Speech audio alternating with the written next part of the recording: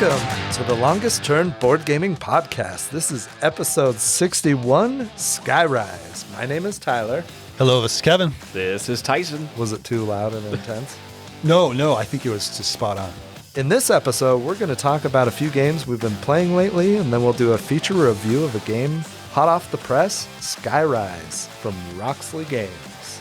Beautiful game. Amazing. Yeah, one of the best productions I have ever seen. And to be fair, we got the collector's edition. Both Tyson and I got a copy of this. And I was excited. I had backed this game. I was really excited about it.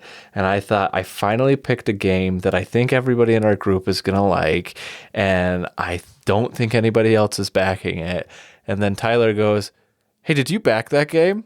And I go, "Yeah, I did." And he's like, "Hey, will you add a copy into your pledge manager for me?" And I'm glad we did.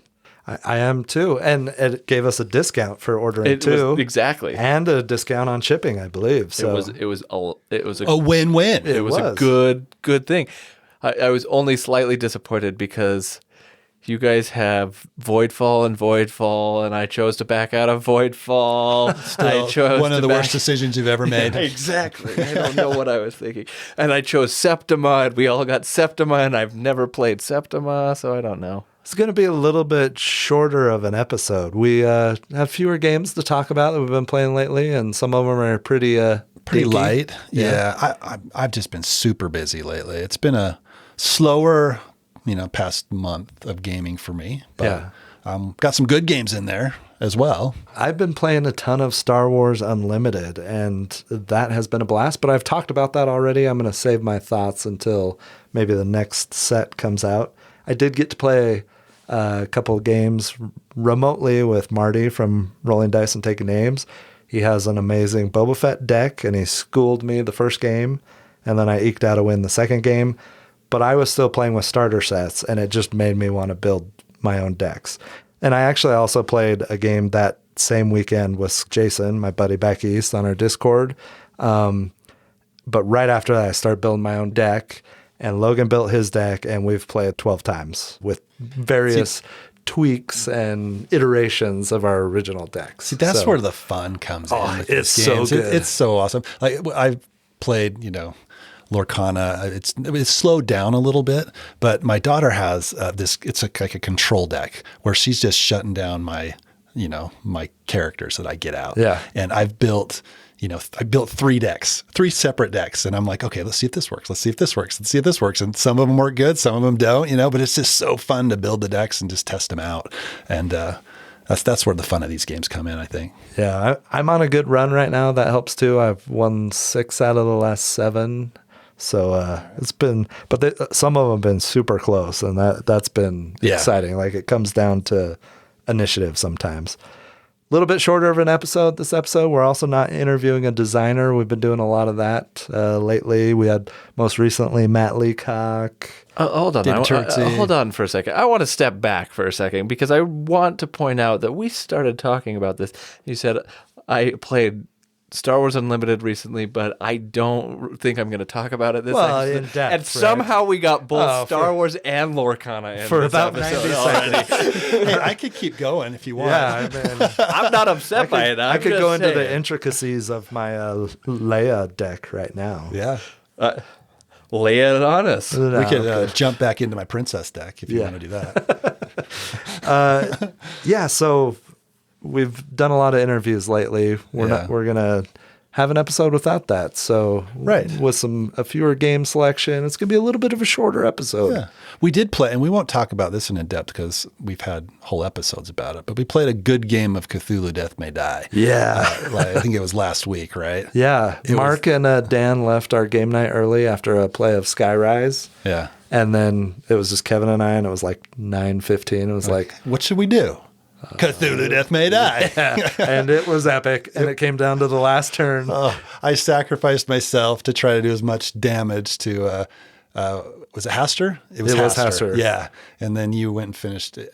finished him off. I was one roll away from going insane, Right. and also one roll away from dying. Yeah. And so I finished off Haster and didn't roll a single madness. No, Face. it was incredible. Yeah. But the cool thing about that game, though, is if you would have gone insane or died and we defeated Haster, then we both would have been dead, but we still would have won the game. Yeah.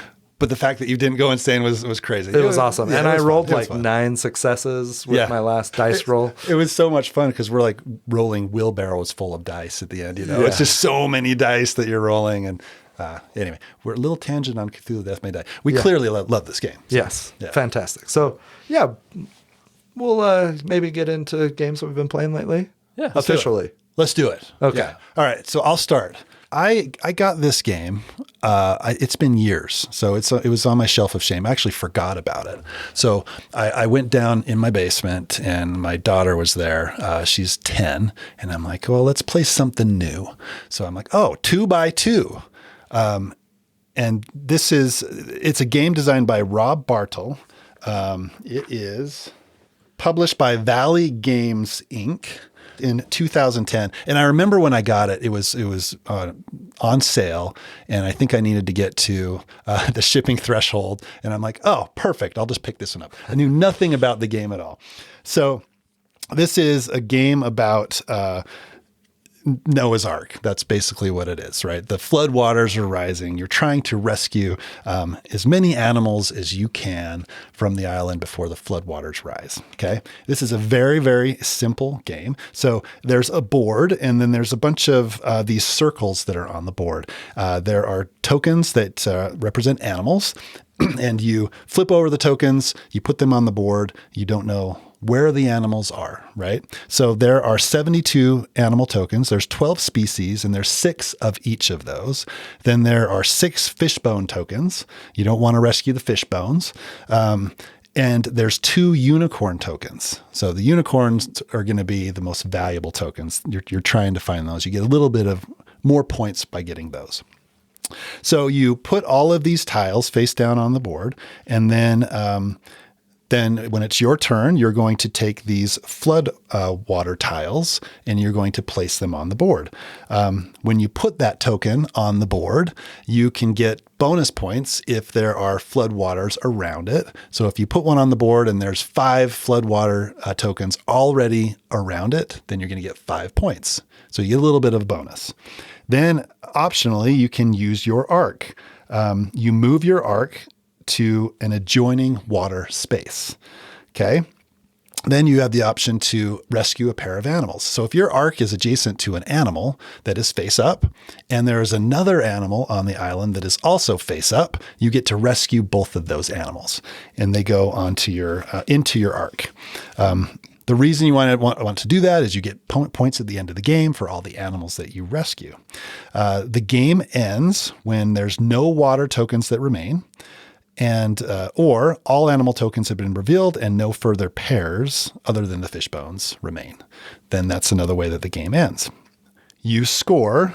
There's basic scoring and then there's advanced scoring. So in basic scoring, each rescued animal is worth 1 point, and then the unicorn is worth 2 points. And then you also score additional points, bonus points for each species that only appears on your ark. So if you've rescued all of the frogs, they're only on your ark, you get bonus points for doing that. On each ark, there are 3 spaces marked with a ×2 star, and players double any non-bonus points they receive for these animals. So you can kind of specialize in certain animals, and you're going to get bonus points for those animals. That's the game. It's a super simple game where you're moving the ark and you're trying to collect animals. I had a lot of fun with it with my daughter. It was a great game, and I think it kind of gears more towards younger kids, right? This game is not going to be for the gamer. It just is not a whole lot of strategy there. There's not a lot to sink your teeth into. It's just kind of is what it is. If the theme kind of draws you in, that can make it a little bit more enjoyable. I liked it. Did she like it? Playing with my daughter, she absolutely loved it. But I'm not going to break this one out at game night, right? It's just not. It's not that type of game. But if you have younger kids and if you connect with the theme, I think it's absolutely worth playing, and I think it's a good time, and you'll have a fun time with your family playing it. So we've started playing a couple games on Yukata and just barely getting started with it. It reminds me of a game that I grew up playing that came out in 1982. Do you guys know what it is? If you're going to say Acquire, I'm going to no. No. That was more in the 60s. I know. Yeah. Survive, Escape from Atlantis. Okay. We played a copy of that game in the 80s until it was, barely hanging on. And basically, you have survivors on this island, and you're slowly taking away the pieces of the island, one per turn, and you don't know what the numbers on your people are, and you're sending in boats from the corners, kind of like on that board a little bit. I mean, it's a little different, but the boats are in the corners. Yep. And there's sharks, there's whales that can knock people into the water and get eaten by the sharks, and you're trying to get as many of your people to safety as possible before the volcano erupts. And so it reminded me, it feels like a little bit simpler game than that. Yeah, it seems like there's more to Survive. Yeah, a little bit more. But not much. Yeah. It makes me want to go back and play Survive. Nice. And nice. I'm excited to finish our game on Yukata. If I could still find this, I don't know if it's available. Maybe consider picking it up for my little guy as he starts to get into more games. But you keep mentioning the theme, though, Kevin, on this as Noah's Ark. I have to imagine, though, this is more like Noah's Ark if it were a reality TV show, because if you got competing arcs? Yeah, you got competing arcs. Oh, yeah, there you go. Right? Yeah. God's the show host here, and he's deciding multiple Noahs out there. Who's going to win? Bring the most animals back, and you'll survive. One thing I did find kind of funny is you can choose to put a floodwater tile on top of an animal. And I guess you're murdering the animal. But there's strategy around that, right? Because if you see one of your opponents is next going to for that animal or going for something, you can purposefully put a flood tile on top of an animal, which kind of that breaks down the theme slightly for me, right? But I mean, I don't remember unicorns being part of the story. I mean, maybe the Hollywood version of that. Well, maybe the Russell Crowe version. Did you see that one? No, I heard it or was maybe very out there. Maybe there was unicorns and they just didn't get rescued, right? Oh, there you go. Yeah. I mean, I don't know. Missed It opportunity. was one of those competitive arcs that didn't win the overall. There's a hole in that arc. It just didn't. It didn't survive. I don't know. It's fun. It's a fun game. There's not a lot of meat to it, but we had a good time, and I will definitely be playing it again with my daughters. So Nice. So that is 2x2. I'm going to talk about a little game that comes from Lucky Duck Games and is designed by Tom Brinton called Paper App Dungeon. And you can actually carry this around in your pocket and play when you're at the dentist office, The line of the DMV. at the DMV, sitting on the pot. Right? Anywhere, really. Yeah, really. Okay. So the unique thing about this game is no copy is alike, because the generation of the maps that you will play through are Procedurally generated? yes. So it's like Keyforge. So it's your whole There you unique game. Nobody's ever going to play a game like this. So basically, you flip through this notebook and how you play, and it comes with a pencil that acts as your die. So you can roll the pencil, and where the pencil lands, it has numbers printed on each side of the pencil, right? So it'll be 1, 2, 3, 4, 5, or 6. I rolled the pencil like 5 times, and I was like, nope, I'm just going to use the digital die app on my phone. Or just a D6. Or just a D6. That works as well. Each level or each page has a different level where you're trying to collect money, not take damage from monsters, and make it to the stairway, which is either an exit. It is an exit. It's an exit. Okay. So if you roll a 1, 3, or 5 with your pencil or your die, you're going to move diagonally in a direction of your choice diagonally that many spaces. If you roll 2, 4, or 6, you're going to go orthogonally that many spaces. Not diagonal. Not diagonal. Orthogonal. Okay. If you hit a wall, then you will adjust your direction, but otherwise you are headed straight in that direction, okay? So you're trying to collect coins on the map. You're trying to avoid monsters, and you're also trying to pick up health. So you start out each level, or you start out the first level with 10 health and 0 coins. And if you don't die, if you don't take too much damage, then you're going to write how much health you have and how many coins you have at the end of the level.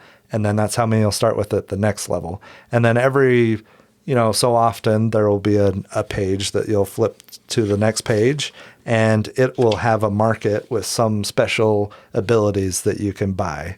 One of them, I didn't have enough money for the top tier reward, but I had enough to buy. It was I was playing a gambling game where if I rolled a certain number, I got 20 coins. And if otherwise I lost all of it, I lost all of my coins. So basically there are 45 levels that you play through. If you ever go below 0 health on a board, you still finish the board, but then you start out the next board with, or the next level with 10 health and 0 coins. And you tally up how many times you've died each time you die at the end of the notebook. It's more of an activity, good stocking stuffer for younger kids. I could see younger kids having fun with this. I'm still going to play through the whole thing. I think I'm on like floor 15 right now. So I got another 30 or so to go.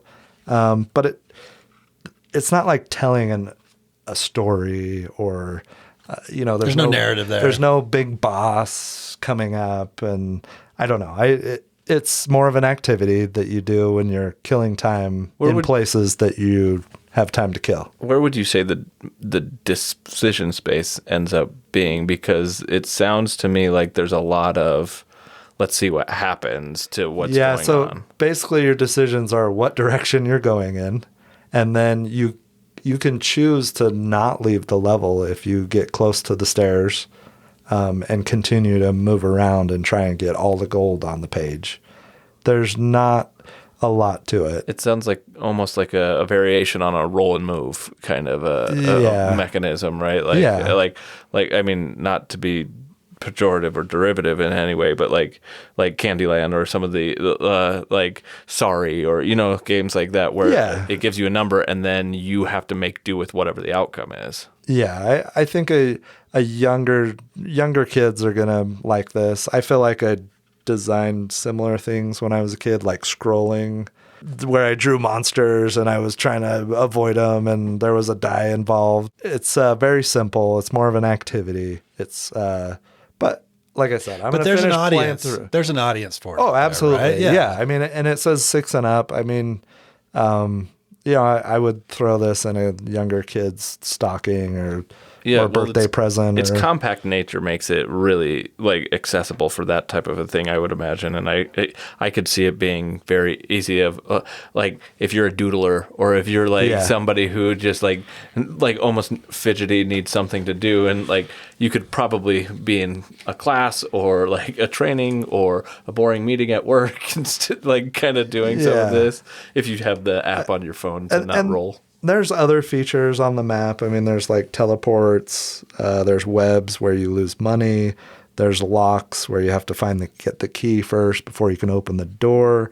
I'm still going to play through it and finish it off. So yeah, it sounds like it's not geared. It's not targeted towards gamers, right? Like, it's targeted towards a little bit of a different audience. But I'm having fun with it. Just playing through it quickly. Here and there, and that is Paper App Dungeon. Comes out this year. It's pre-order at Lucky Duck Games. Well, the game I'm talking about is similar to what you're explaining in that it's probably more in the activity. We have some lightweights tonight. We're really getting into the meaty games.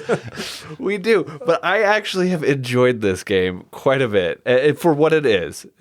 And it should come as no shock by now, but this is a button shy game.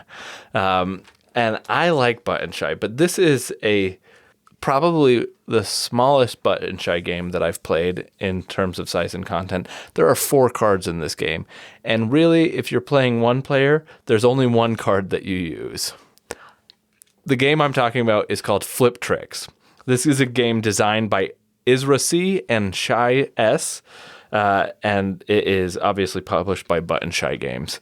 It plays 1 to 4 players, and they say it plays in 10 minutes. You could play this faster than 10 minutes. Like, it's a really quick and easy game. But essentially what it is you are a skateboarder, and I think that you're in like some sort of skateboarding competition or something, and each player chooses a skateboard. On each card there is a skateboard, and on one side is the skateboard intact, on the other side is a broken skateboard in half, and on the side with the skateboard intact there are 3 yellow lines. One is vertical, one is horizontal, and one is a diagonal line.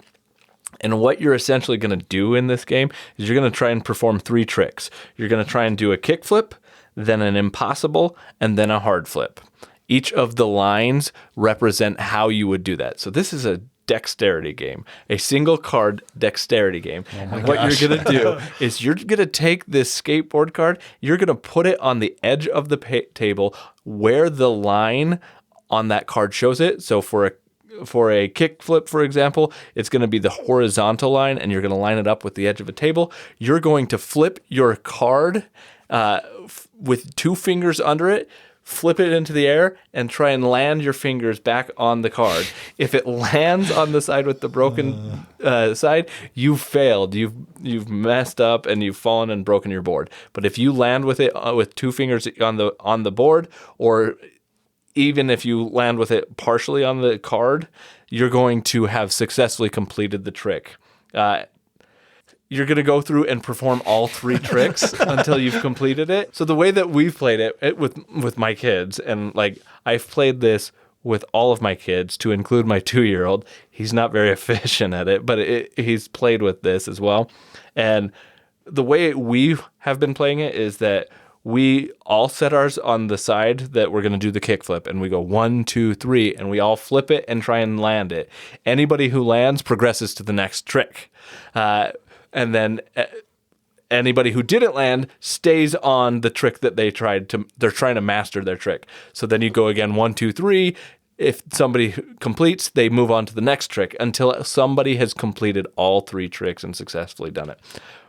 My kids love this game. Okay. Oh, wow. Okay. They are obsessed with it. I think this game doesn't really have much of a game to it, but like playing it with my kids, watching them try and figure out the dexterity portion of it, it's been fun, and they can all like play it pretty well. I started playing this like with my 2-year-old, and he could kind of get it, and it was fun to see him participate in an activity that he could engage in. And I would imagine awesome. Like if your kids, when they land the trick, they're cheering and are excited about it, right? It's exciting. And do they ever try to land someone else's skateboard? No, but they do immediately look at everybody else's cards to see if they did it. Did I do it and they didn't do it? Or did I do it or did they do it but I haven't finished it? And so it is that kind of exciting moment of, oh yeah, I landed my trick. And it's been fun. It's simple. What a like unique,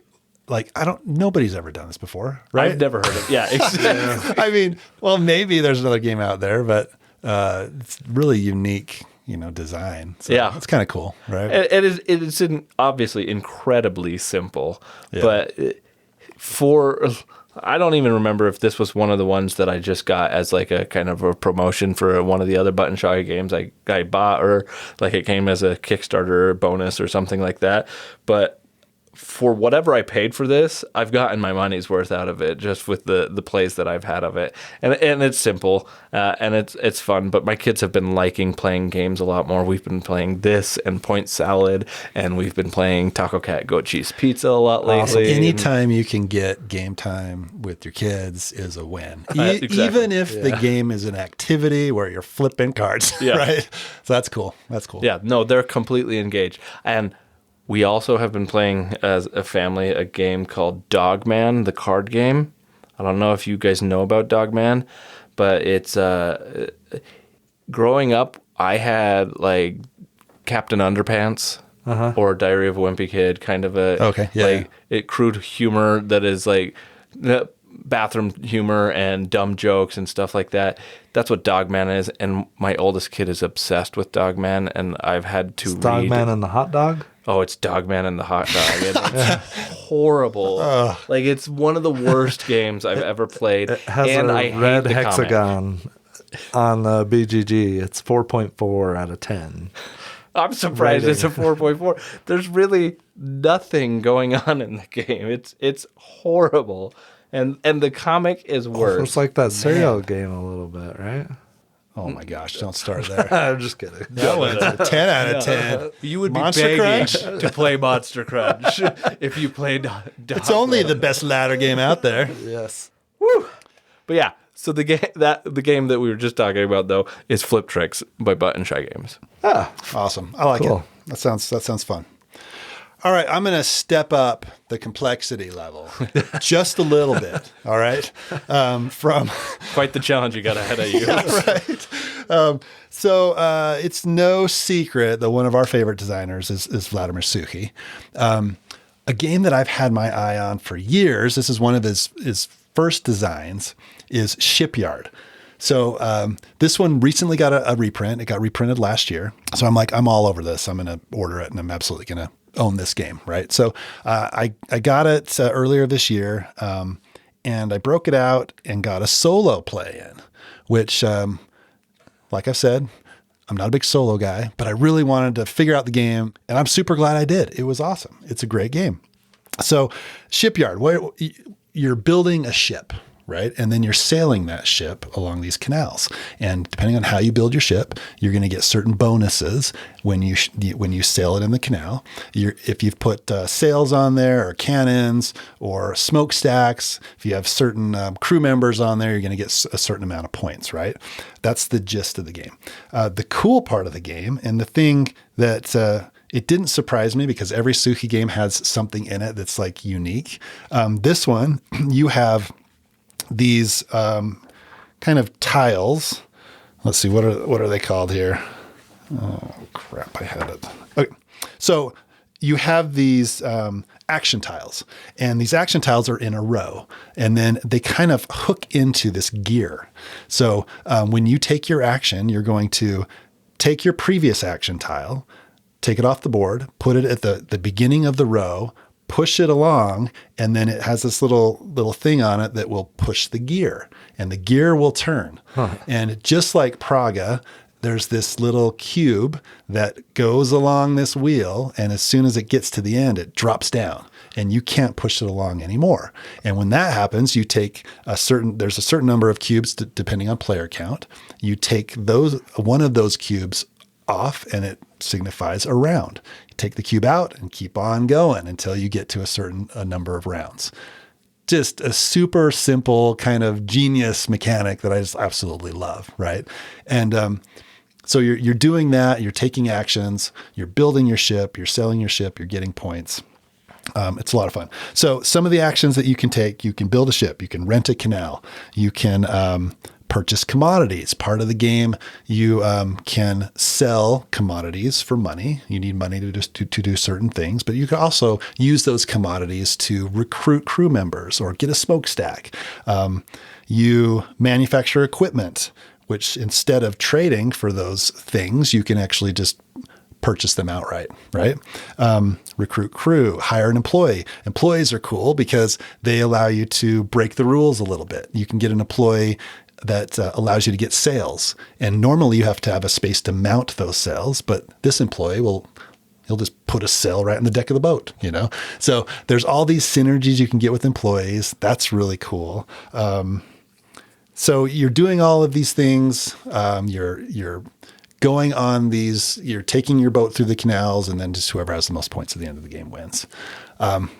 Fantastic game. I absolutely loved it. I'm interested to play it multiplayer. So this is very much kind of an initial solo play, initial thoughts type of thing.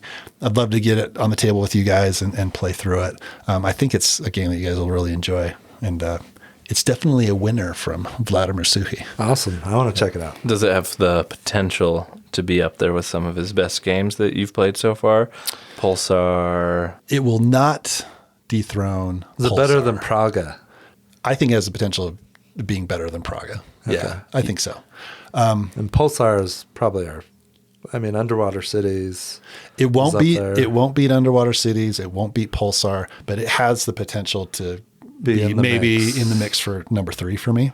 Okay. Woodcraft. Woodcraft. I need to play Woodcraft more. I loved I that. had a rough first play with that. Yeah, that first play was rough for both I of liked you it a guys, lot, but I though. thought it was really cool. I'll play Woodcraft again if you play Imperial Steam again. That's how I felt. Wow. Tyson, you want to play Woodcraft? No, I do. Because I think it was Ben and Tyler that had a harder time with Woodcraft. Yeah. Okay, there's a few things I want to mention about Shipyard, though. And unfortunately, they're negative things. And it's about the production of the game. Oh. So you get these, you have to build a cardboard tray, which is, it's good. It's like really good quality, right? And you have to build a crane. Okay. So that's all nice. It's similar to Praga, right? But you build all of this stuff and you can't get everything back in the box.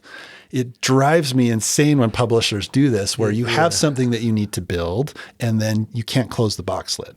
Like I can finagle everything and I can get it close, but it just doesn't quite close. So there's a little bit of box lift on there. Yeah. And when that happens, you can't put games on top of it. And it just drives me insane. So make the box just a little bit bigger and you could have solved that problem. The Great Wall from Awakened Realms doesn't even come close to trying to make. I mean, there's no chance to even get them in there and still get the lid off when you build the walls, sections. That just drives me nuts. Yeah. And don't make me glue things. That's another thing. So it says, it's like, I don't want to do that. I don't want to glue my pieces together. Right. And it was the same thing for Praga and that bridge. Yeah. It said, if you had to glue it together and if you don't, then it just falls apart. Right. Yeah. So this one, it's done really, really well. Like the cardboard tray and the crane, because it actually has these cardboard pieces that lock everything else into place. So I don't think you really need to glue it. This isn't the adhesive game, right? That you had the adhesives? Number 2 is the game has dual layer player boards. Okay. Awesome. I love it. Don't make me build the dual layer player boards. The game comes with these little adhesive dots. And like when I'm punching out the game, there's this big frame thing that I was punching out. And I'm like, what the crap is this? I have no idea what it is. And then I started looking through it and I'm like, oh, that's part of my dual layer board. So there's these little circles on the back of this piece. And you have to take these, adhesive dots, put them on all of these spaces, and then make sure you line everything up and press it onto this board. And that becomes your dual layer board. And then I mentioned the gear and the cool gear. You have to build that board too with these adhesive dots. And I'm like just freaking out. Am I building this right? I've never played this game before. Is it going to work? It's like the stress of that just, oh my gosh, drives me nuts. So is all that heartache worth having dual layer player boards, or Absolutely. would you rather just have not dual No, layer boards? it actually, when it's all done, I mean, I'm ranting on this a little bit, right? But when it's all done, it's actually really nice. And those dual layer boards are really nice and very functional, right? Because you take your ships out on these, they're called shakedown cruises, and you just shift them up on your board. And the way that they made these dual layer player boards is very functional and it works great. So one thing to keep in mind is there's very subtle color differences between these pieces. And I've read forum posts where guys are like, I had no idea there were any color differences. So they put like the yellow one on the blue one. Right? Oh, no. and luckily I read that forum post because I couldn't figure out what the heck to do with this game. And I'm just reading through the stuff, right? And they're like, just make sure you do this. And I, did it right. Well, unfortunately, they may be subtle differences, but as soon as you realize the differences, you're always going to see that difference if you messed it up, right? Drive you nuts, right? Yeah. Yeah. So that's the other big thing. Luckily, the gameplay's great, right? As long as you don't screw up putting it together. Yeah, as long as you don't screw up putting it together. So for me, I would gladly pay $5 extra or however much, to come pre-assembled, right? Yeah. You know, or something. And I get it. A lot of people are going to appreciate the fact that, okay, I'm saving a few bucks because I'm putting this together by myself. That's not me though, right? Yeah. That's just not what I want to do. I don't want to have to hassle with that because it's stressful for me to, am I doing this right? You know, I don't know. This is a second edition, right? I mean, this is one of his first games, isn't it, originally? Yep. Yeah. And the production is, from what I can tell, quite a bit better than the first edition. And they've consolidated everything. So this game kind of has 1 million rondelles. That's like kind of the thing of this game. And I think they've consolidated those rondelles into one board, which is really good. And it works really well. I think some of the stuff was handled with cards before, but everything's really compact and I think done really well. It's just those few gripes I have about the production. So was the gear with the cube dropping in, was that an addition from, like, did they change that from the first edition because of Praga maybe? I think so. I can't say 100% because I didn't play that first edition, but that's the thought I had was like, okay, they saw how cool it worked in Praga and they threw that as a mechanic in here as well. I think so, but I don't know for sure. I think it worked. It's a genius idea though. Agree. I love it. Right. Yeah, absolutely. And you have these contracts that you're working on. I think they're called contracts throughout the game. And when you get to a certain point, then you have to choose. And I love this mechanic in games, right? So you have a certain number of them to start the game, and then you whittle those down to one, like these 2 different colored contracts at the end. So you're not set into one thing. You can kind of, you know, plan on maybe these one contracts you want to do later. It's similar mechanic to Skyrise, which we'll talk about, is you have options, which I think is really cool. So that's Shipyard. I like it. I'm excited to explore it some more. Cool. One of the games that I've been playing lately, Kevin and Tyson, is Dorfromantik. Nice. Picked this up last summer. Finally got it off my shelf of shame. And much like your solo play of Shipyard, I've been playing it solo as well. Oh, nice. We're turning into solo gamers. Yeah, a little bit. Tyson's One of us. He's running off on us there. Yeah. Okay. This is designed by Lucas Zach and Michael Palm, and the illustration is done by Paul Reby. Published by Pegasus Spiel. This, of course, won 2023 Spiel des Jahres. Yep. Came out in 2022. Fantastic game. It's based on a computer game. Have you guys ever played it? No, never have. In this game, it's a tile laying game. It's a cooperative game if you're playing with up to 6 players, but I played it by myself. I got 6 games in a couple of nights. It plays really quick. So you have a number of landscape tiles that you're going to be drawing from one pile, and then you have another pile that's your task tiles. When you start out the game, you draw and play 3 task tiles. And so you'll draw a task tile and it'll have like a grain task, and then you'll draw a random grain task token and it'll have either a 4, a 5, or a 6 on it. So you'll put that tile out, and for you to complete that task, you have to join 4, 5, or 6 total grain tiles, including that tile.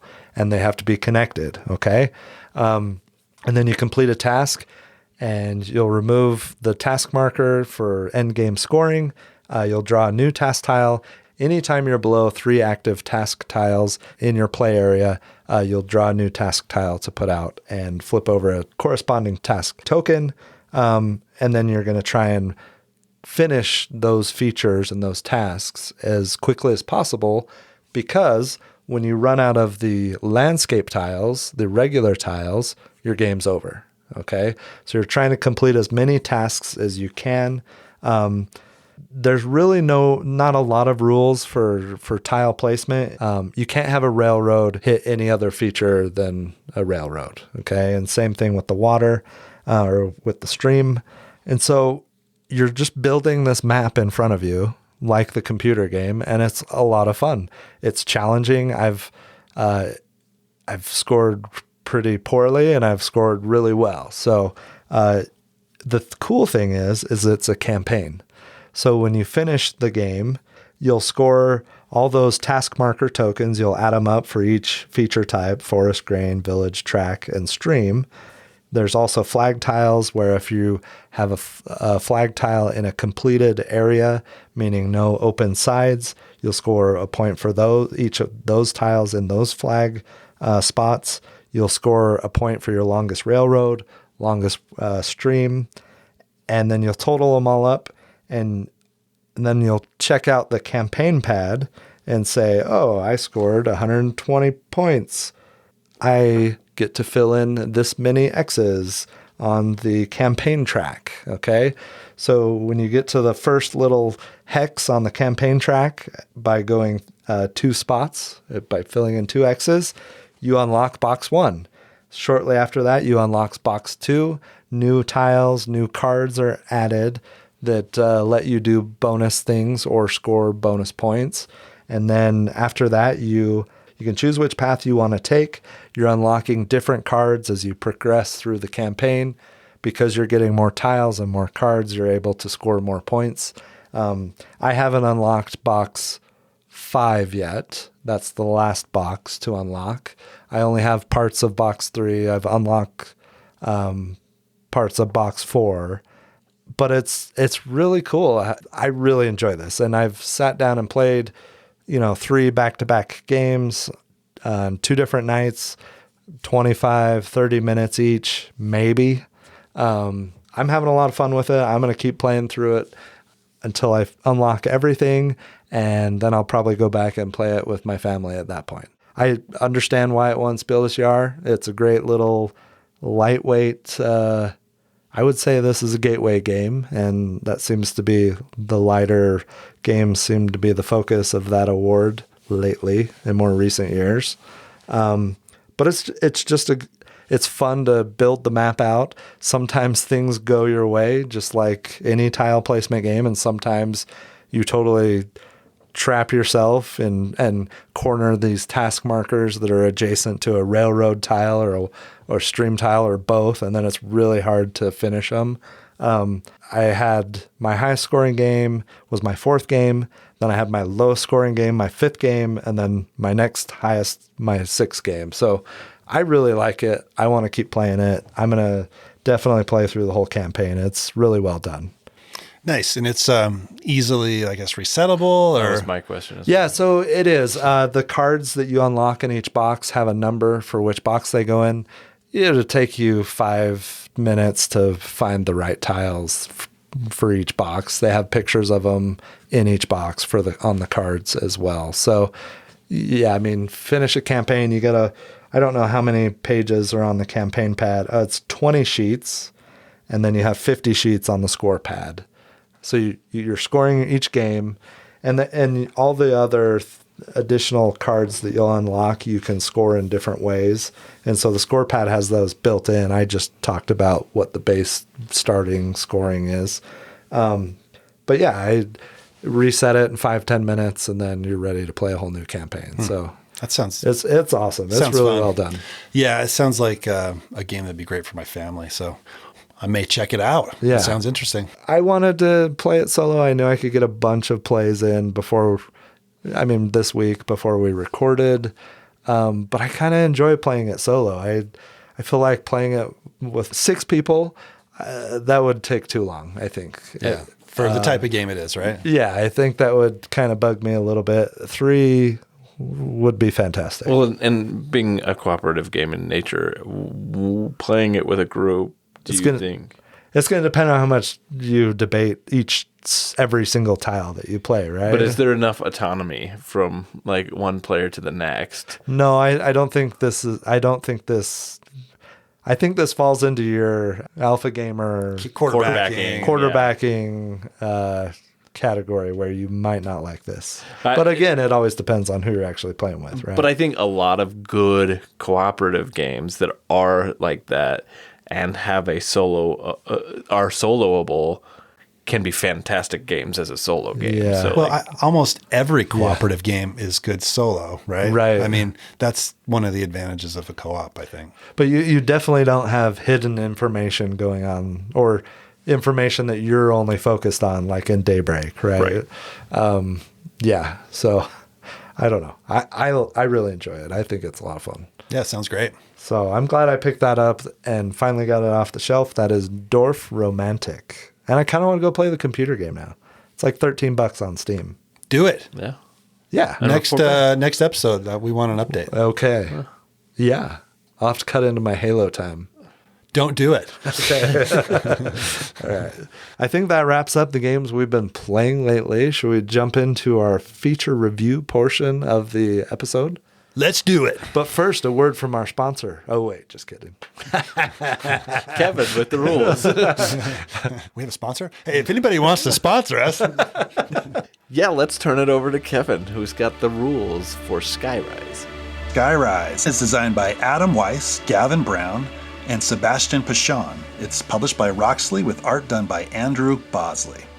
Welcome to Skyrise, a magnificent city in the sky dedicated to art, science, and beauty.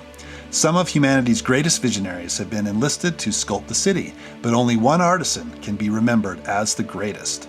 Prove your genius by winning sites in which to build, earning favor across islands and factions, accomplishing both public and secret objectives, courting mysterious patrons, and building your own unique wonder. The goal of Skyrise is to earn the most prestige by the end of 2 eras. Prestige is earned at the end of each era and immediately when you construct your wonder. Each era is played over a series of auctions. After each auction, one structure will be constructed. There are Era 1 and Era 2 buildings. Era 1 ends after one player has built all of their Era 1 buildings, and Era 2 ends after all players have built their Era 2 buildings. Each player has 12 buildings with numbers on the bottom. This number represents a building's bid value. A building that is number side up is called a bid. When an auction is won, the winning bid is flipped number side down and becomes a constructed building. Its number no longer matters once it is constructed, only its height. Buildings come in 3 heights, short, medium, and tall. The play area consists of up to 5 floating islands, 1 small central island surrounded by up to 4 outer islands. At the end of each era, the player with the highest quantity of tall buildings on each island will score 5 prestige for that island. At the start of Era 2, each player receives access to their Wonder figure and chooses one of 2 Wonder cards that they were dealt at the beginning of the game. Wonder cards provide their Wonder with a special effect. Wonders do not have a number on the bottom because they automatically win an auction when placed. Neighborhoods are regions of an island where players will place bids and construct structures. Each neighborhood can only hold 1 bid or structure. At the start of the game, each neighborhood will have a disc on it. There are 4 colors of neighborhoods found in Skyrise, which are populated by 4 factions of creatives. Yellow is populated by philosophers, green is home to naturalists, white is where artists gather, and brown is made up of inventors. Adjacency is important in Skyrise. One neighborhood is adjacent to another if they share a border. Neighborhoods connected by a bridge are also considered adjacent. At the start of the game, you will receive a secret objective card to provide you with a secret long-term goal. At the end of the game, if you have completed your objective, score the prestige shown on the card. Panorama cards reward players for building their structures near specific island features. Panorama cards are scored at the end of each era. When scoring, a player may gain prestige multiple times for each instance of achieving the card's objective. Collecting discs is an important part of Skyrise. Whenever you construct a structure in a neighborhood with a disc in it, collect that disc to your player board. Neighborhood discs come in 4 colors, matching the color of each faction's neighborhood. When you collect a neighborhood disc, place it in the leftmost empty space of its row on your player board. This will generally increase the prestige value of all your structures that are constructed on that color. Patron discs are black discs with the letter in the center. They represent your visionary creating commissioned work for one of the famous art patrons depicted at the edge of the game board. The prestige value of your collected patron disc is equal to the secret value printed on the underside of that patron's tile. At any time during the game, you may secretly peek at the value on the bottom of any patron tiles matching the letters on your collected discs. Other discs can be wild or can increase the value of discs on your player board. Auctions are the meat of Skyrise. Auctions consist of 4 steps. The first step is determining the starting bidder. In the second step, the starting bidder then places their starting bid. Starting bids must be placed in the center island or adjacent to an already placed structure. In the third step, other players will either outbid or pass. The final step is ending the auction. The auction ends when all players except for the most recent bidder have passed. There are no unoccupied neighborhoods adjacent to the most recent bid, or a player places their wonder. The winning bid then gets flipped over, all unsuccessful bids are returned, and the winning bidder takes the disc from the neighborhood. The winner then starts the next bid. After the second era, players score islands, panorama cards, secret objectives, discs and tiles, and all of their structures on the board. The player with the most prestige is the winner. That's a quick rundown of how to play. Let's get back to the table to see what we thought of Skyrise. So the way that we do our reviews as of 2024 is we're using a scale of 0 to 100, and we're going to give that at the end of each of our individual reviews. But to start, we'd like to talk about the production quality of the game we're talking about. So let's dive into this. I know that both Tyler and I have already mentioned that we have a copy of this game, and we have the deluxe copy. There are two versions of this game, the deluxe collector edition and then the retail edition. The retail edition comes with wooden components primarily, and the major difference between that and the collector's edition is that the collector's edition has these really nicely sculpted buildings that are all each unique models, and they come. There's like a wash on them. There's a wash to them. Yeah, exactly. And that's the version that both Tyler and I have. And the big cloud trays. City float. Yeah. Floating island city trays. Yeah. There's some level of effort that went into the components of the collector's edition. It's very much over the top, right? Oh, yeah. It's fantastic. Which is great. Yeah. Yeah. If you see this on the table, especially if you're walking by a near completed game of this and you see the collector's edition, it's going to turn heads. Yeah. But I think it's worth saying it's a Roxley game, and their production, just the retail edition, generally their production knocks it out of the park. Well, I'm looking at the wooden, buildings, and they look fantastic. Yeah. In the retail version as well, right? So you're obviously gaining quite a bit getting the deluxe version, but you're not missing out a ton getting the retail version. Only thing you really miss out by doing the retail version is that I don't think they have unique wooden components for it. So all the buildings, the tall buildings are the same for one faction as the other tall buildings and the medium and small buildings, etc. But outside of that and the floating board, I agree. The components are really nice. Yeah. Were the wooden tokens add-ons? The wooden, tokens were add-ons.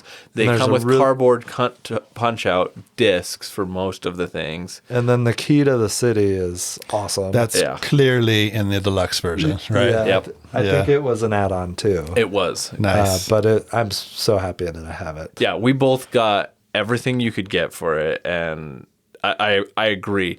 It wouldn't have felt like it jived to me if I hadn't, if I had gotten the cardboard tokens and I had these really nice sculpts, but cardboard tokens. Yeah. So the wood tokens really, I think, helped that as well. But regardless of what you get from production, I think it's all very functional production for the most part. I have one potential complaint that I cannot confirm, but it can be difficult to see what is going on the board at times, especially if you were to be colorblind, I imagine, because there is really no symbol on the unique spaces on the boards.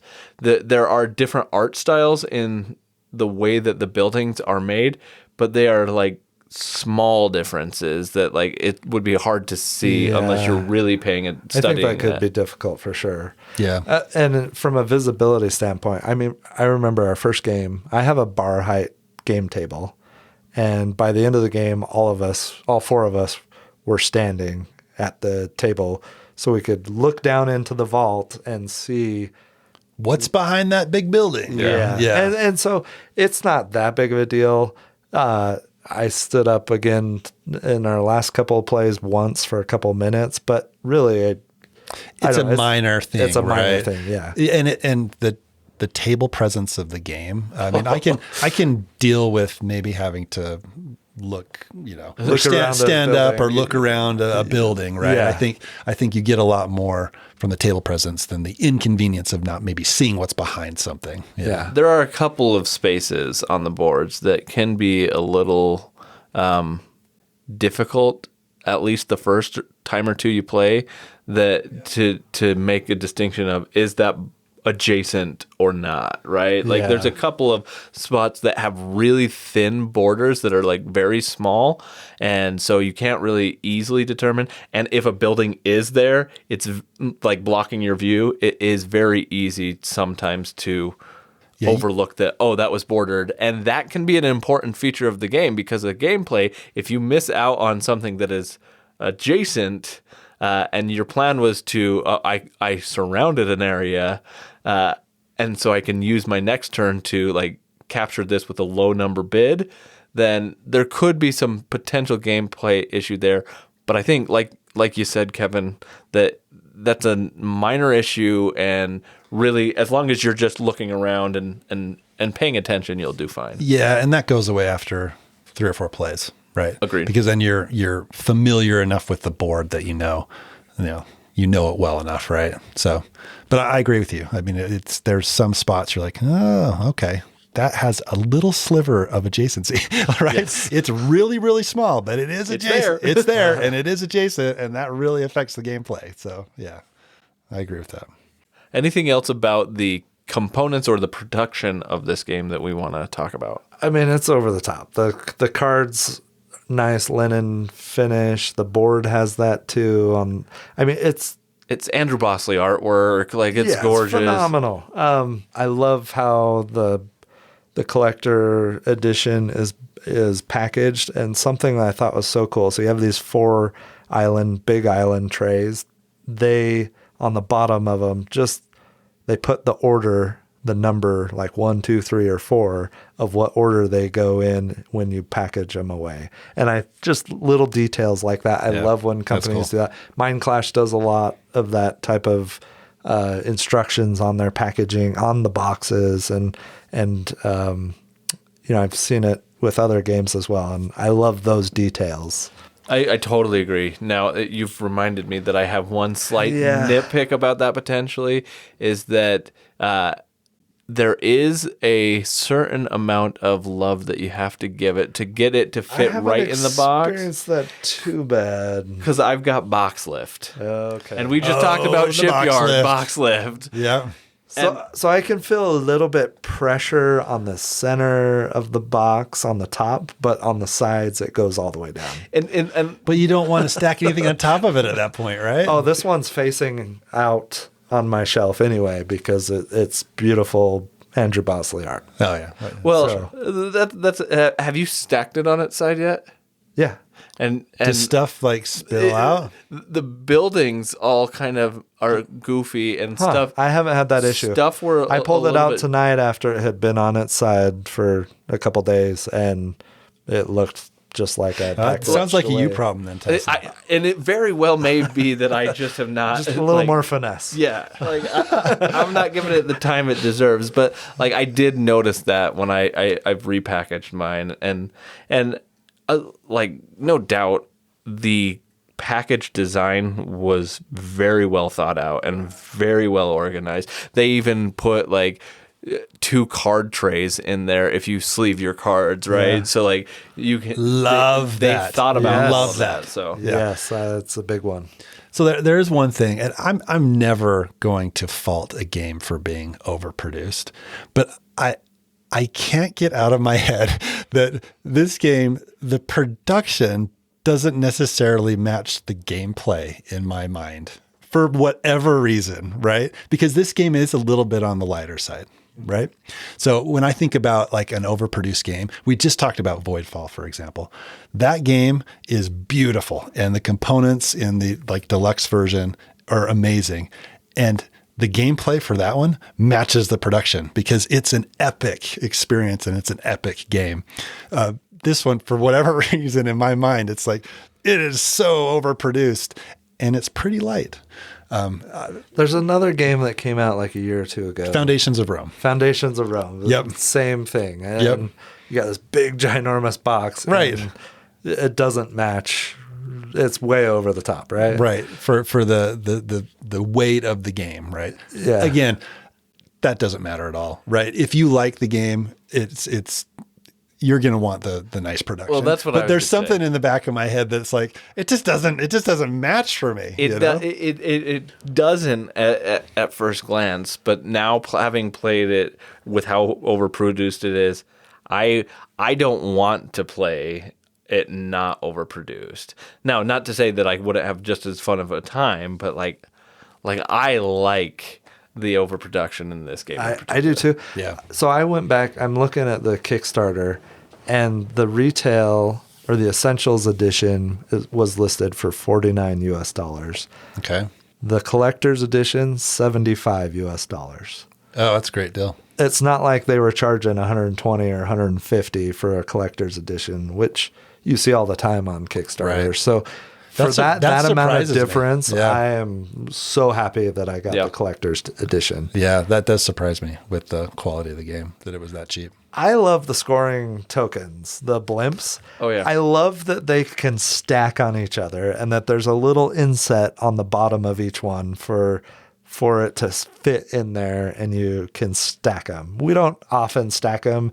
It's not all very often after you start the game that your scoring and your tiles land on top of each other. But the fact that they added that little inset with those blimps, I love it. Again, it's Roxley, and their attention to detail is amazing. Like, I love the iron clays. I love That's a complaint for me with this game. I can't use the That's true. iron clays to play with. They should build that into every game somehow.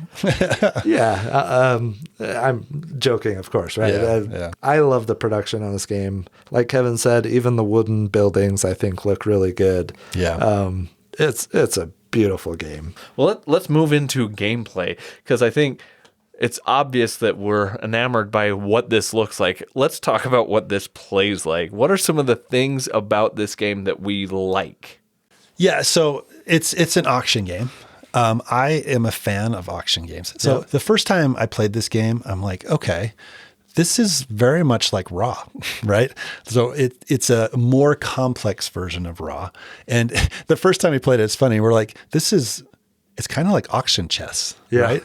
It's kind of tactical and it can be very thinky, right? But I like that about it. And I love that you have open knowledge of what everybody's numbers are and what their buildings are. And you can make smart choices to give other players difficult decisions, right? Like, I'm going to do one that's just one higher than everybody else, and it's going to make then their middle buildings, and it's going to make them get rid of their largest building, and it's hopefully going to put them at a disadvantage for the rest of the round. Those are super fun decisions and interesting decisions, forcing people into, tough decisions on their turn. Yeah, I love that too. And in fact, it made me think of in this last game that we played, Kevin did this amazing sequence of bids and auction winning combos, right? Mm-hmm. And Logan did something similar when I played with my son. He had a monument card that allowed you to score 20 points or something? Yeah, I scored 20 points off of it, yeah. And it was by putting his buildings adjacent to each other. And he had approached it and did it in a way that he forced me to have a choice of, there's a spot here that I want nothing to do with. Right. And I definitely don't want to waste one of my tall buildings on it. But if I put it there, then if I don't put it there, he's going to get 20 points. Minimum. Yeah. And ultimately, I'm like, I just can't justify putting my piece there. Even though he's going to score a ton of points, it does absolutely nothing for me. So when you put other players in that position where they have to make a bad decision for themselves or give you a ton of points, weighing that, like, is it going to end up being better in the end or not? Or, making that decision. It's such an interesting thing to do. And it's just kind of mind blowing a little bit when it happens. Well, and being that player, holy cow, that's well played, dude. Yeah. Exactly, because being that player who sets that up, you can feel extremely satisfied regardless of the outcome of the player's decision who has to do it. Because you're like, either I get something that's really, really good for me, or you get something that's really, really bad for you. And either way, I'm satisfied with that. Yeah. I keep my higher bid building potentially. And often because they're bidding and moving the bid to the winning bid to an adjacent spot, you now have a second chance to go back and get that same space potentially that you really wanted to begin with, right? There was a space that I really wanted, and I kept putting guys on it, and it kept getting outbid, and eventually I got it. But I like that part too. Yeah, yeah. There's a lot of interesting decisions, I think, you've already mentioned somewhat the differences in the bid amounts, right? There are set bid amounts, and some player may have like 14, and the next player has 15, and another player has 16. And I really do enjoy having that open knowledge, like you said, Kevin. You've got this open knowledge information that's sitting right there, and I get a look at it. But that goes beyond, I think, just the bid numbers, because all the knowledge in the game is open. If you're paying attention to what is going on your board, you can also see everything everybody else is going for. There's a couple of things in there that are hidden knowledge. In the first round, you've got a hidden objective, but you can discern pretty quickly what other people are doing if you're paying attention. And then there's the wonders, what somebody's wonder is. But in the first round, that doesn't really matter to you what that is, so you're not worried about it. So like it's almost entirely an open information kind of game. And I think that that's really interesting, because the more I've played the game, the first game or two, I was sitting there focusing very closely on what's going on my board, what's going on the main board, and I didn't do a whole lot of looking around at what everybody else was doing, because I was still trying to catch up and process things. But as I've gotten more plays of it, I've started to see, okay, now I'm looking at what's going on Kevin's board and what's going on Tyler's board, and what areas are they currently controlling, because now I can make decisions about, if I put a bid right here, I can incentivize Tyler to go to this spot right next to it, because I know that that's probably something he likely wants. And if he goes there, that means that Kevin will go here to the next place, and that means that I can ultimately get to the place that I want to get to. And I really like the setup when those dominoes kind of fall into place the way you plan it. Yeah, it's almost all open information. And this is another thing that I love about the game is, so the patron discs, right? So there's A, B, C, and D of these patron discs, and they have variable values depending on the game, and that gets randomized every game. And as soon as you pick up one of those patron discs, you get to look to see what the value of that is. And there were so many interesting, fun, moments in the games that we played, trying to guess what those are if you didn't know them. Like Tyson in the last game, he collected all of the Bs, right? He did it. Yeah. And he did it in the last two games. Last two games, right? Yeah. And they happened to be the ones that were 8 value, And Tyler and I didn't know that. And it's just fun speculating, what does he have? Or if I'm going to go here to the C, is it going to be the low value one, or is it going to be a higher value one? Well, that whole dynamic was really cool and fun. Yeah. And in the first game we played, Kevin and I both knew which tile was the 8s. Right. And the current bidding was getting close to one of those spaces that had that same tile.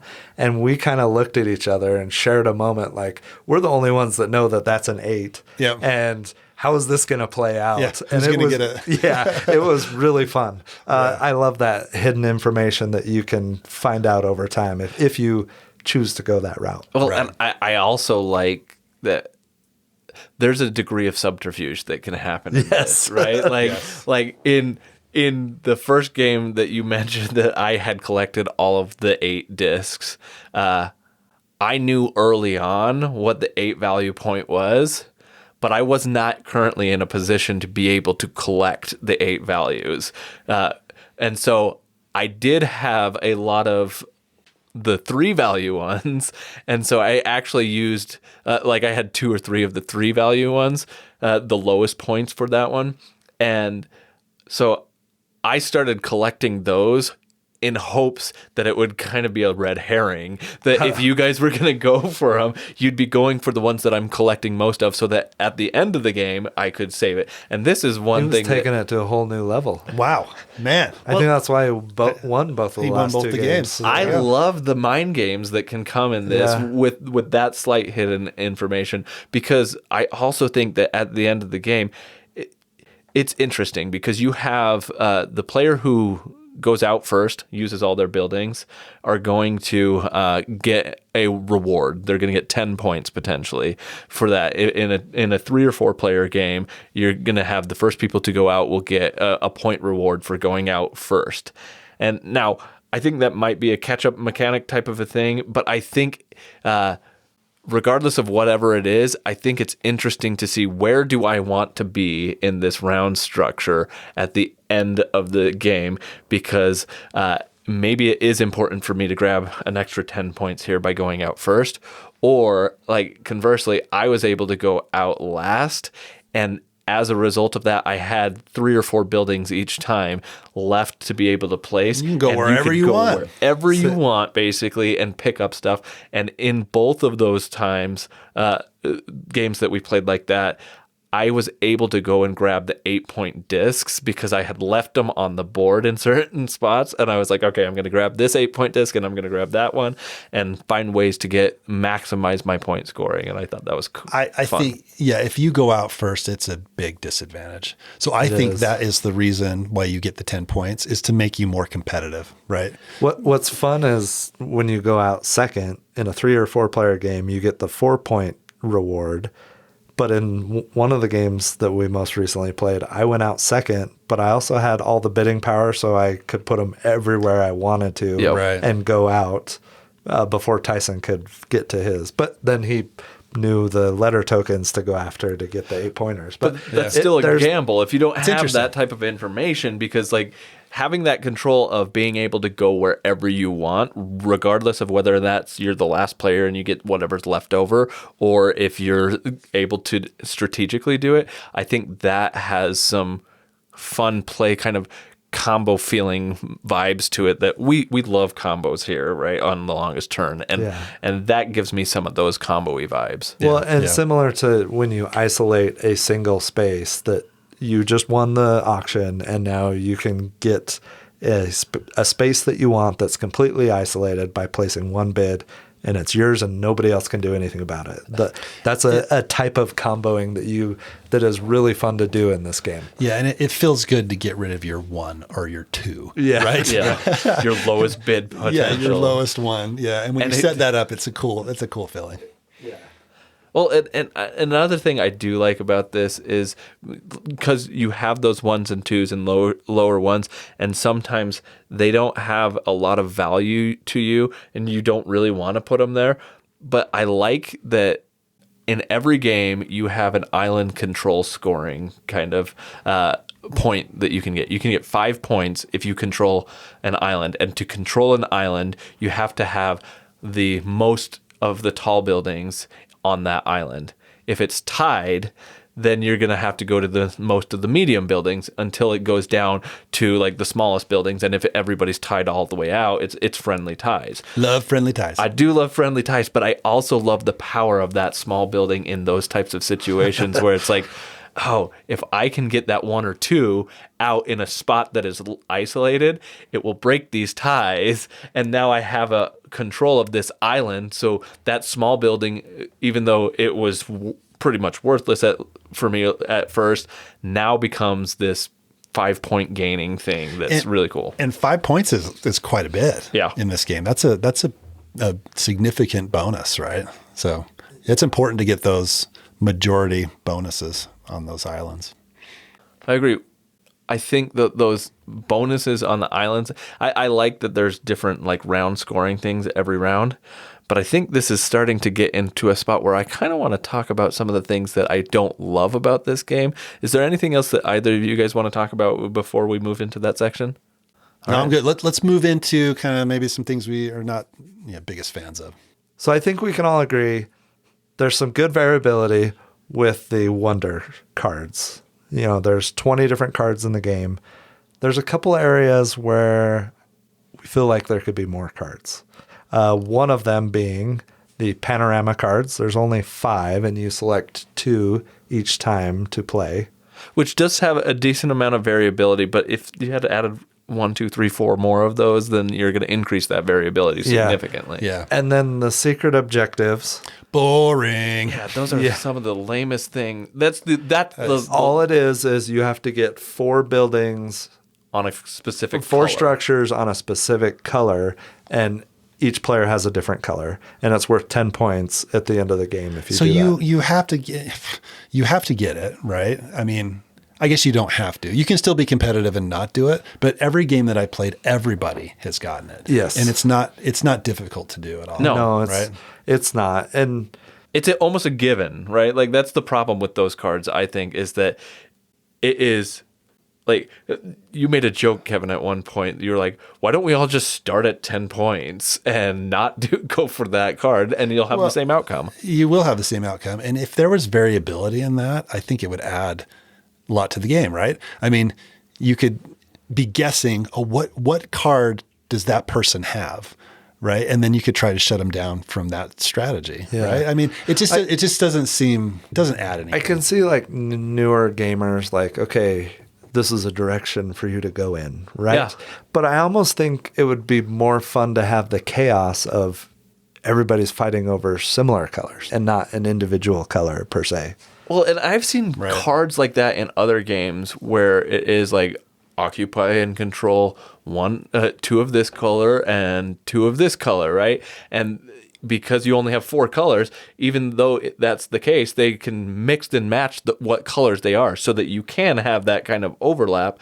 And it's just like, that one player is going for yellow, one player is going for white red or whatever. Yeah, exactly. And that's the problem is as soon as you see it, and most of the time when somebody puts a tall building on early on in the round to get a specific color, that's you're the going color for they're yellow. going for. So it's not that difficult to sort out. Yeah, who's and going I for guess what. see just a little bit more like, hey, get a building of each height on every island or something, or get 6 buildings on one island, or and have them be different between the cards, right? Yes, yeah. I mean, that's what drives me nuts a little bit. That's not a huge complaint for me. No, and I think it gives players a little bit of a direction to go. I wish it was there was just a little bit more. Like, I give can us see there 6 being or 8 potential more cards. balancing issues from like a playtesting standpoint, and like you could get into like a tapestry kind of or an apiary kind of a situation where you have too many things to kind of determine where that balance actually is. So like it feels right now that the game is pretty balanced in different strategies that you can go in. If there's too much asymmetry and there's not enough playtesting, then you might have some problems. Well, then just playtest it more. Yeah, I mean, you definitely get asymmetry with the monument cards. Yes, Wonder cards. What are they? Wonder They're cards. And you definitely do get the asymmetry with those wonder cards. And the fact that every game looks at 3 of those cards and then chooses one, I like having that direction that I can go different things. And that variability is enough for me for the most part. But I could want some more asymmetry as well. Yeah, I was confused the first time I played this game because I had my player board and there was text on the player board and it was double-sided, fantastic quality. And I'm like, cool, what kind of ability do I have? I don't got nothing.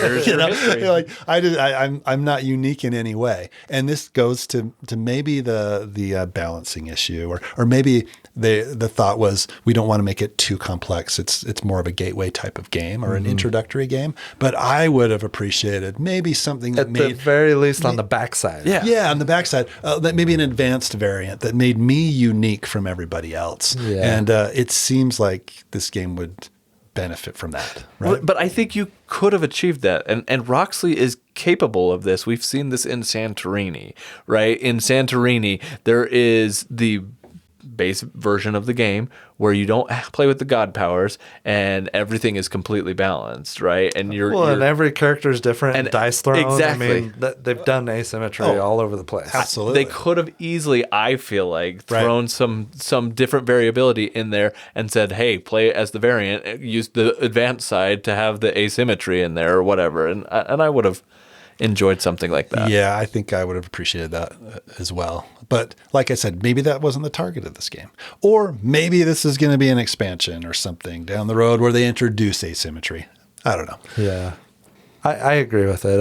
It would have been nice to at least had a different advanced variant on the backside of the player boards. Yeah, and I don't think that any of this ultimately detracts from my overall enjoyment of the game. Yeah. I think it's because I enjoy the game that I see potential for it to do better in certain spots, that I would want more from it in those spots. Yeah, I think that's a good way to sum it up, right? Yeah. Or anything else we want to add before we move into our final thoughts? Okay, let's move into our final thoughts of Skyrise. Who wants to kick it off and use our really fancy large scale to do this? It's not that big. It is clearly the best scale. Yeah, why do you got to poo-poo the scale? Definitely.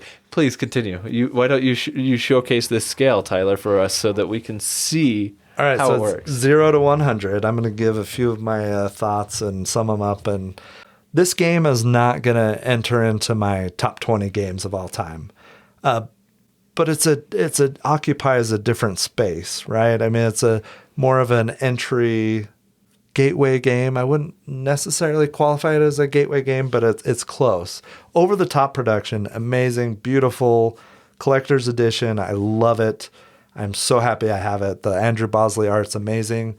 It occupies a different space. I love how quickly I can get this to the table. I can set this game up in 5 minutes.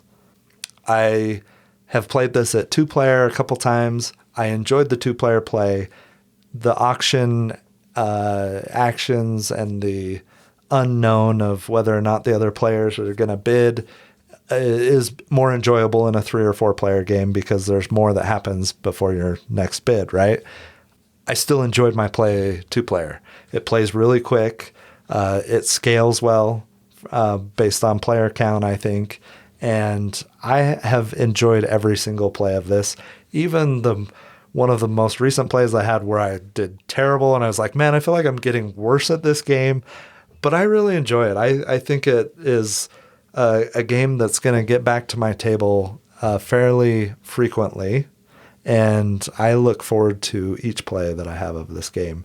I would like to see maybe promo card packs that add more hidden secret scoring at the beginning, or that add more of the panorama cards and add a few different opportunities for scoring points, just to mix it up a little bit.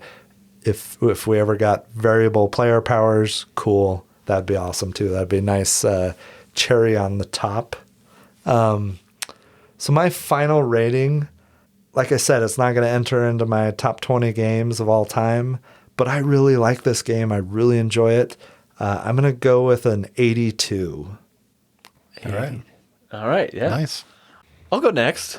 I my feelings reflect a lot of what you've gone with, Tyler, in that this game is, you said it perfectly. It's not a game that's going to enter my top 20. It's not a game that I'm going to say needs to be in everybody's collection. But for what it is and for what it does for me, I really enjoy it. Raw is the same way, though. Like, Raw is not a game that is going to be in my top 20. Yeah. Like, I love that, and I love the auction games for both of these. But I think for me, I like that there is potential for some subterfuge. There's some potential in this game that does a lot of interesting things that fit my play style in an auction game more than some other auction games. And I think there is enough unique stuff that goes into this game that I can appreciate playing this in ways that I can't appreciate other games. Now, I don't mean to say that this replaces Raw by any means, because I think you could have both of these games and have justify having both of them in your collection equally. They both do different things, but I like what this game is doing. If you are a fan of kind of those tactical plays, if you liked Santorini and you like the 3D kind of nature of that and the tactical play of this, I feel like this is a natural progression in Roxley's line to go from Santorini to Skyrise, and I think that it does really well at this. I have the same nitpicks that we've already gone over about the game, and I would love to see improvement and better asymmetry or variability options in the game. And if that they were to create more of that, I would go get that, and I would add it to my copy of the game because I think it's worthwhile. At the end of the game, I don't think this is a collection essential. At the end of the game, at the end of the day, I don't think this is a collection essential that everybody needs to have. But if you like auction games, I think you're going to like this game. Well, and it's such a unique thing with the area control and placement and combined with auctions. Sorry. No, it's very unique to me. Well, and that's kind of what I was mentioning with, like, for my play style, I love area control, right? And I love having a little bit of deception in there. And so adding that into an auction game, I think that's what really resonates about this game with me, is it takes a lot of mechanisms that I really enjoy and then enhances the auction experience with those, I think. So at the end of the day, I like this game enough that I'm going to do something I've never done with our scale, and I'm going to say this is an 85. Wow. An 85? Wow. So normally he goes by tens. I do. Yeah. Wow. Okay, you were tempted to go on the Voidfall review at I think like at maybe a 95 or something, but you went with the 10 for that one. I went 100 on that one. Oh, you went for 100. Yeah. On that one. Yeah. But yeah, this one finally broke you. We finally understand the difference between 80 and 90. Yeah, we're halfway it's there. Skyrise. Yeah, it's Skyrise. There you go. Yeah. Well, I mean, I agree with a lot of what you guys are saying. I'm not a huge area control fan. That's not one of the mechanics that I enjoy the most in games, but I think this one does it really well.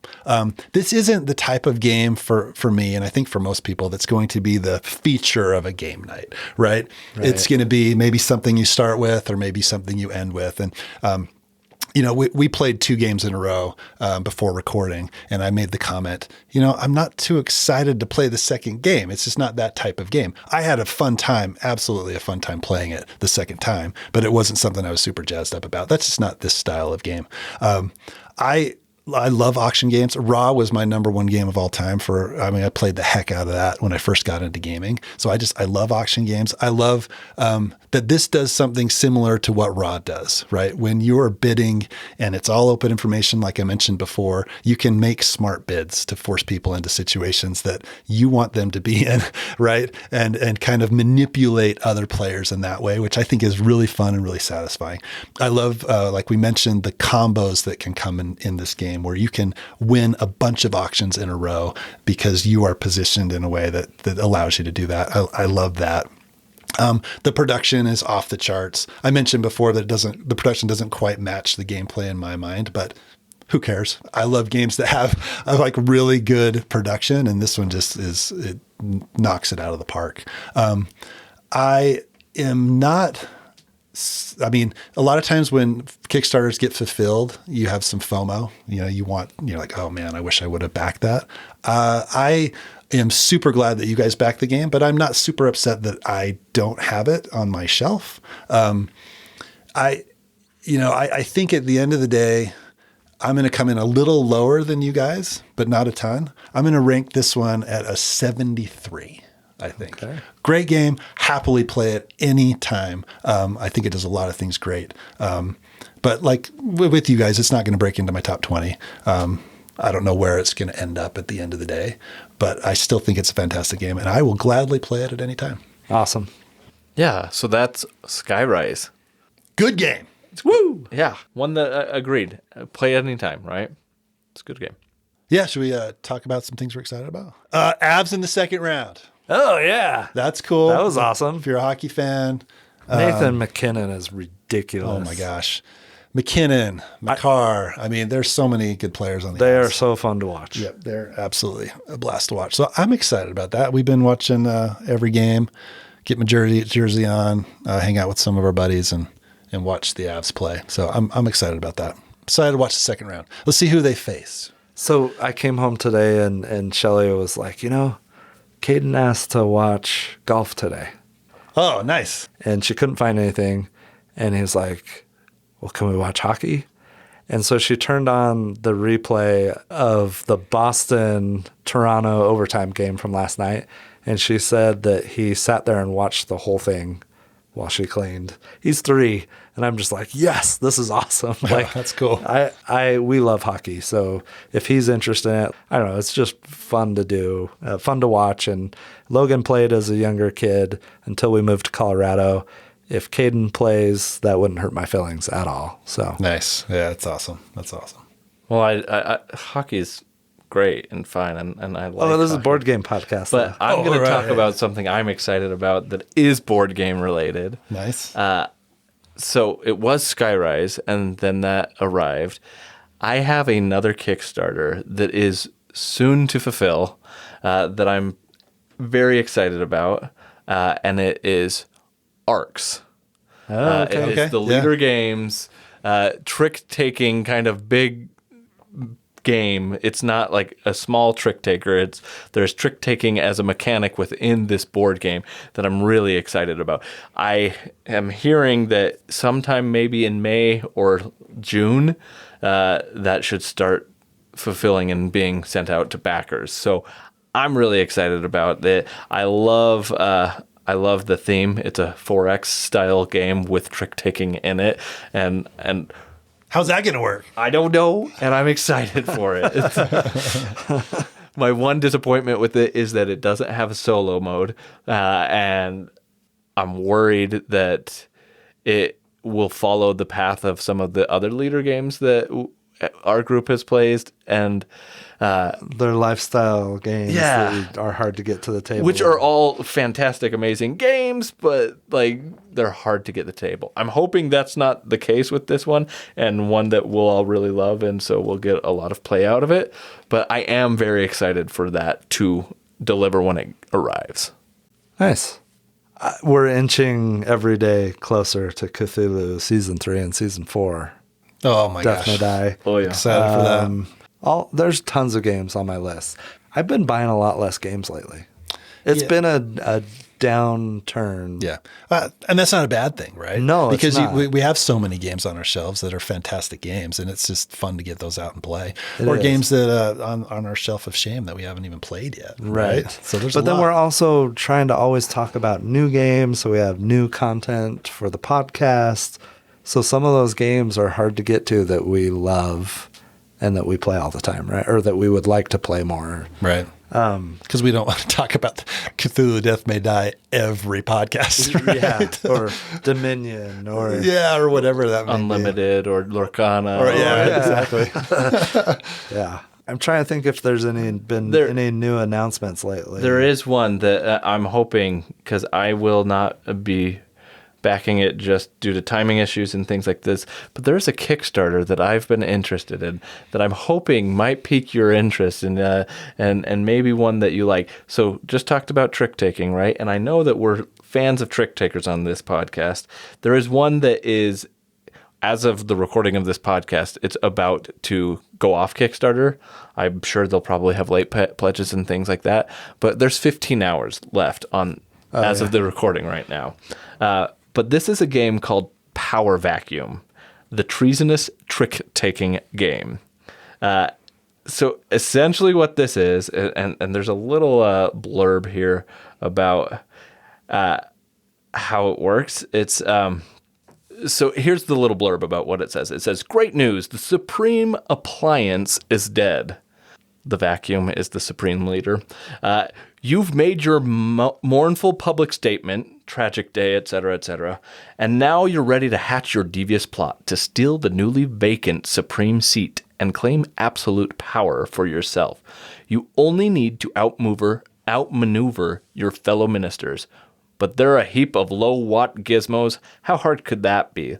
Let the machinations begin. In Power Vacuum, this is a trick-taking game. Similar to Xylotar, the suits of what is going on in this game are available for everybody to see. So you can see what people have in regards to like where their influence is, and so you can kind of manipulate the card control there. There is a control board which you're using. It says through shrewd use of the control board, which is manipulated by the player of the lowest card of any suit. Players are going to manipulate like control over what's going on. So there's reason in this game for trick-taking purposes for you to want to win the suits and like win all the tricks. But additionally, there's reasons for you to want to have the lowest to it so that you can control the control board to make influence better for this game. There's a lot of really interesting things going on about it. I watched the video for it, which I thought was really clever. There's a lot of tongue-in-cheek kind of wittiness going about it. I think the art is clever and cute, and I like a lot of what's going on. This is interesting to me. You're building your own statue. Oh, that was the other part. Yeah, there's meeple statues in it that you're trying to ultimately. That's the end game trigger. It's like 4 pieces or whatever, and you're gonna stack these pieces on each other. And once somebody completes it, it's gonna have a unique statue. And every game, it's gonna be different because it's like interchangeable kind of pieces, and you're trying to build a unique statue. You can be riding a tank. You can be on a horse. Yeah, it looks interesting. Yeah. And you're not backing this? I'm not. I saw you looking at Tyler. Tyler's probably backing it. I want Tyler to back this because I know he's spending money. I would love a copy of this game. I'm probably going to wait till retail for this one, but it's one that I've got my eye on, and I think it sounds exactly like something that our group would really enjoy. Yeah. You should do the Power Vacuum Superior pledge level. It's only $45. Oh, yeah. Yeah. For a trick taker. But look at these components. Or get the Power Vacuum standard. You just talked about Skyrise, and it's Hey, don't turn this on me. We're talking about you, Tyler. No, I'm on my downward slope of buying games. No. You need to be on the upward slope of buying this game. There is another Kickstarter project that's coming very, very soon. I don't know that we have an exact date, but the Clans of Caledonia Industria expansion. Awesome. They posted some pictures of the train boards. They look awesome. It looks like it belongs in the game, and I can't wait for this. Yeah, that sounds like an insta-back for you guys. Yeah, insta-back for me, for sure. Yeah, and that's awesome. And I'll message Dan as soon as it's live, too. I'm sure he'll back it as well. Oh, yeah, for sure. Yeah. But, I can't wait. That's my favorite game, or at least it was the last time we ranked our top games of all time. So I'm excited. I can't wait. Some good stuff coming. Yeah. I'm excited to play your copy of Power Vacuum. Power Vacuum. Yeah. Can't wait. That's not going to happen. That's not the right attitude. Yeah. Oh, okay. All right. I think that wraps it up. Join our Discord. We're always talking to people in the Discord. Love interacting with the fans of the show. Playing games on Board Game Arena with them. That's right. That's always a good time. And that way you can also convince Tyler to buy Power Vacuum. Yeah, send Tyler a direct message and say, buy Power Vacuum. back, please. Yeah. It's not happening. Well, I've never even heard of this game. you bought a cheese game because you were challenged. That's right. Fromage. I played it on BGA, and I like it. After you bought you're it. invested now. So, Well, I'm a man of my word. I said I would buy a cheese Kickstarter game, and like a week later, a cheese Kickstarter game showed up. What are the chances? Yeah. That was random. That was random. I'm excited for Fromage. I'm excited to play your copy. Yeah. Thanks for listening. Whoa. Party on, dudes. Thanks for listening to this episode of the Longest Turn Board Gaming Podcast. If you enjoyed this episode and you want more Longest Turn in your life, please check us out on Instagram. Also, be sure to check us out on Board Game Geek, where you can join our guild, Guild 3947, and check out our blog, where we post all our show notes and occasionally post more detailed reviews. If that's not enough for you, we have a Discord server. If you want to play a game with us on Board Game Arena, join our Board Game Arena group, The Longest Turn. Until next time, thanks for listening. Tot ziens. Goodbye. See you later.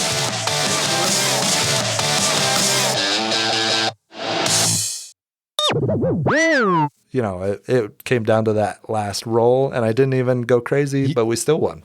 You said crazy again. I did. Dang it. Okay, so I'm going to talk about a little game that you can carry around in your pocket. Okay. I'm sorry. I threw you all off. What is happening? There's a guest. Like, oh, got the giggles. Okay. All right. T-shirts coming out of this episode for sure. Okay. Game. It's based on a computer game. Have you guys ever played it? No, never have. Have you guys ever played it? No, never have. Okay. Me neither. I had like a weird bubble sorry, in why my, did you ask my twice? throat when I asked it the first time. Okay. Yeah. And I don't Why don't you like ask it. us again? Whatever, Kevin. Okay. I think that wraps up the games that we've been talking. Thanks, Kevin, for the rules. All right. Cool. Maybe I'll say something different, you jerks. No. We love it so much. Do it again. Thank you, Kevin, for the rules of Skyrise, the game we're doing the review of today. Wow. That's a little low energy. Our rules, our reviews are newly brandished within 2024 as having this scale that we go from 0 Did to you say 100. brandished? Yeah. I love it. Branded.